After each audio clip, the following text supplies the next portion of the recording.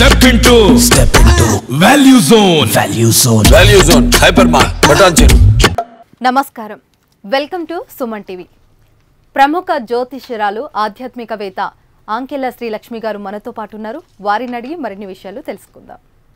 నమస్కారం అండి. నమస్తే అమ్మా. ధనుర్మాసం అంటే ఏమిటి? గోదాదేవి పూజ విశిష్టత ఏమిటి? ధనుర్మాసము అనేటప్పటికీ ఇక్కడ మనకి సూర్య భగవానుడు అంటే మనకి సూర్యమానం చంద్రమానం అనేది మనం తీసుకుంటాం. అయితే ఎక్కువగా మన వైపు చాంద్రమానాన్ని అనుసరించడం అనేది ఉంటుంది. కానీ మనకి ప్రతి నెల కూడా రవి ఒక్కొక్క రాశి నుంచి ఒక్కొక్క రాశికి మార్పు చెందుతూ ఉంటాడు. ఆ మార్పు చెందినప్పుడు దాన్ని రవి సంక్రమణంగా మనం చెప్తాం. ఈ సంక్రమణాలు ప్రతి నెల వస్తూనే ఉంటాయి మనకి. అయితే అందులో మనం విశేషంగా చెప్పుకునేది రవి తులారాశిలోకి వచ్చినప్పుడు కార్తీక మాసం వస్తుందని, ఈ ధనుస్సు రాశిలోకి రవి ప్రవేశించినప్పుడు ఈ ధనుర్మాసం వస్తుందని, అలాగే మకరంలోకి ప్రవేశించినప్పుడు మకర సంక్రాంతి. ఇలా మనం రవి ఒక్కొక్క రాశిలోకి మార్పు చెందినప్పుడు మనకు ఒక్కొక్క విశిష్టతగా మనం చెప్పుకోవడం అనేది జరుగుతుంది. అందులో భాగంగా ఇప్పుడు రవి ఎప్పుడైతే ఈ ధనుస్సు రాశిలోకి ప్రవేశిస్తాడు అంటే మనకి మార్గశిర మాసంలోనే ధనుర్మాసం మొదలవడం అనేది జరుగుతుంది. ఇది విడిగాను అది విడిగాను ఏమీ ఉండదు. ఇంచుమించు మనకి ఈ మార్గశిర మాసం మొదలైన వారం రోజులకి అలా మనకి రవి కూడా మార్పు చెందడం అనేది జరుగుతుంది. మనకి ధనుర్మాసం రావడం అనేది జరుగుతుంది ఇక్కడ. అయితే సాధారణంగా మనం చాంద్రమానాన్ని చూస్తూ ఉంటాం కాబట్టి ఆ పౌర్ణమి రోజు ఏదైతే తిథి వస్తుందో, ఏదైతే నక్షత్రం వస్తుందో ఆ నక్షత్రానికి అనుసంధానంగా మనం ఆ మాసాన్ని చెప్పుకోవడం అనేది జరుగుతుంది. మనకి మార్గశిర మాసంలో మనకి పౌర్ణమితో మృగశిర నక్షత్రంతో కూడుకున్నది కాబట్టి దీన్ని మనం మార్గశిర మాసం అని, దాని తర్వాత అదే మాసంలో ధనుర్మాసం కూడా వస్తుంది.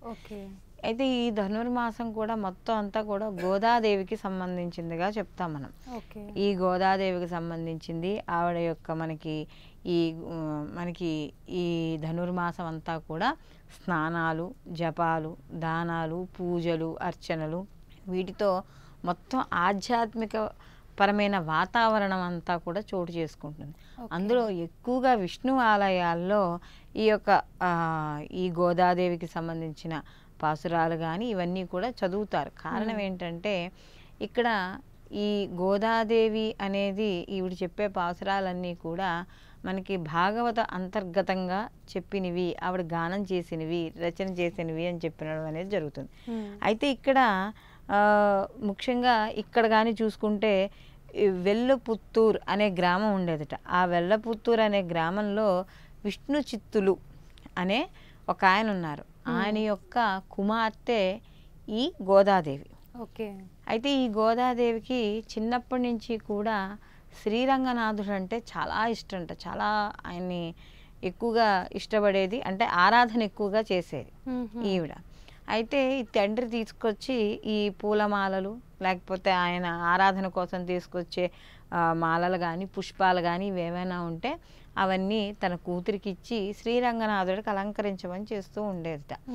ఆయన చెప్పేవాట. చెప్తే ఈవిడేం చేసేది, ఆ మొత్తం అవన్నీ కూడా ముందర ఆ మాలలు అవన్నీ కూడా ఆవిడ ధరించుకుని తర్వాత శ్రీరంగనాథుడికి ధరించేదిట. ఇలా రోజు అలాగే జరుగుతోంది. ఈవిడ వేసుకోవడం, ఈవిడ ఎలా ఉన్నానా లేదా అందంగా ఉన్నానా ఆ మాలలతో వేసుకుని అద్దంలో చూసుకోవడం, అవి తీసుకెళ్ళి మళ్ళీ శ్రీరంగనాథుడికి సమర్పించడం. ఇలా వాళ్ళ నాన్నగారు కట్టిన పూలమాలలు కానీ తులసి మాలలు కానీ ఏవైనా సరే వేసుకోవడం, తర్వాత తీసుకోవడం. ఇలా ఒకసారి శ్రీరంగనాథుడికి ఈయన విష్ణు చిత్తుల వారు మాల వేద్దామని చూశారట. ఈ మాల వేద్దామని చూసేసరికి ఆ మాలలో ఒక వెంట్రుక కనిపించింది ఆయనకి, విష్ణు చిత్తుల వారికి. ఏమిటి, నేను మామూలుగా సహజంగా రావు కదా మామూలు వెంట్రుకలు, ఏమిటి ఇలా వచ్చింది, ఏం జరిగింది అనుకుని ఆయన ఒకసారి అనుకుంటే ఏదో ఇక్కడేదో తప్పిదం జరుగుతోంది, ఒకసారి నేను చూడాలి ఏం జరుగుతోందో అని చెప్పుకొని ఆయన ఏం చేశారు, నేను ఇచ్చేది తన కూతురికే ఇస్తున్నాడు కదా, గోదాదేవికే ఇస్తున్నాడు కదా, కాబట్టి ఈ గోదాదేవికి ఇచ్చిన తర్వాత ఈయన చాటుగా నిలబడి చూశాట అసలు ఏం జరుగుతోంది అని. ఎప్పుడైతే ఈ గోదాదేవి ఆ శ్రీరంగనాథుడికి ఇవ్వాల్సినవన్నీ కూడా ఆవిడ వేసుకుందో ఆవిడ ధరించిందో అది చూసి విష్ణుచిత్తుల వారు ఆశ్చర్యపోతారట. ఇదేమిటి, ఇదేం అపరాధం. సహజంగా మనం తల్లో పెట్టుకుని పూలు దేవుడికి పెట్టం కదా, మనం పెట్టుకోం.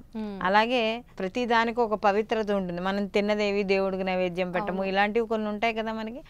అలాగే ఆయన కూడా ధ్యాసలో అయ్యయ్యో ఎంత అపకారం జరిగిపోయింది, ఎంత ఘోరం జరిగిపోయింది, ఎంత తెలిసి తెలియక ఎంత తప్పు చేస్తోంది పిల్ల గోదాదేవి, ఎలా ఇప్పుడు అని చెప్పి ఆయన చాలా బాధతో ఏం చేయాలో తెలియక అదే బాధతో ఆయన పడుకుంటాట, నిద్రపోతాట.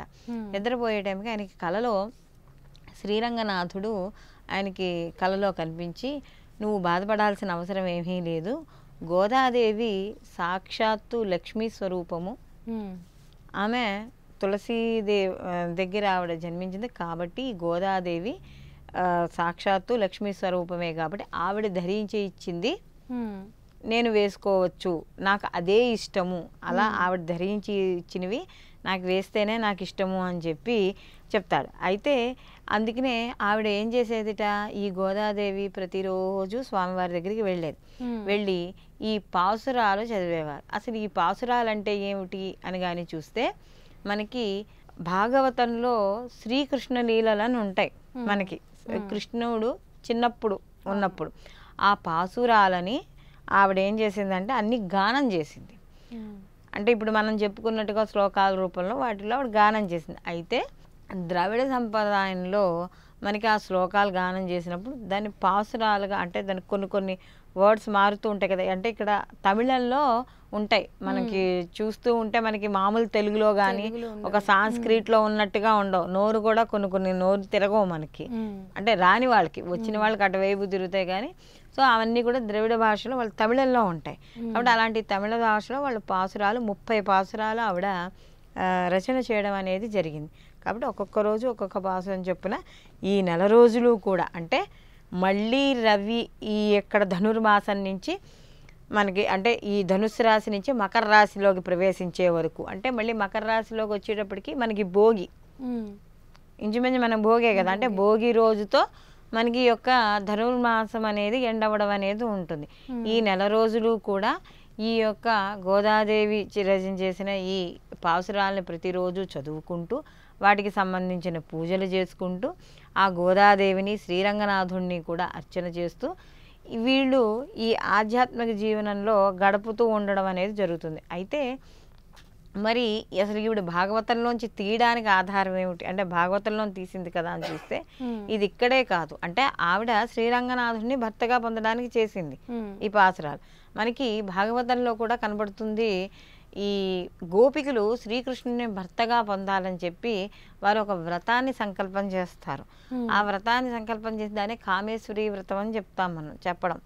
ఆ కామేశ్వరి వ్రతం చేసుకునేటప్పుడు కూడా ఈ పాసురాలు వాళ్ళు ఈ పాసురాలు మూలంగా చెప్పడం కూడా జరుగుతుందంటే వీటికి, అంటే ఈ కామేశ్వరి వ్రతం ఎవరైతే చేస్తారో వాళ్ళకి అవగాహన ఉన్న వాళ్ళు కూడా ఈ పాసురాలను చదవడం వల్ల కూడా తొందరగా వివాహం అవుతుంది. అంటే వివాహం కాని స్త్రీలు ఎవరైనా ఉంటే మనకి కామేశ్వరి వ్రతం చేసుకుంటే ఎట్లా అవుతుందో ఈ పాసురాలు ధనుర్మాసంలో ఉండే ఈ 30 పాసురాలు ప్రతిరోజు నెల మొత్తం నియమనిష్టలతో ఉండి ఈ తెల్లవారుజాన ప్రాతకాలాన్నే లేచి వీళ్ళ కాలకృత్యాలన్నీ తీర్చుకుని విష్ణువాలయానికి వెళ్ళి అక్కడ ఈ పాసురాలు చదువుకుని, లేకపోతే అక్కడ వరకు వెళ్ళలేని వాళ్ళు ఇంట్లోనైనా సరే చదువుకుని చేయడం వల్ల ఆ ఇంట్లో తప్పకుండా శుభకార్యం జరుగుతుంది అని చెప్పడం అనేది జరుగుతుంది. కాబట్టి ఏదైతే ఈ గోదాదేవికి సంబంధించిన పాసురాలు ఉన్నాయో అవి ఇంట్లో చదువుకోవడం అనేది చాలా విశేషంగా చెప్తారనమాట.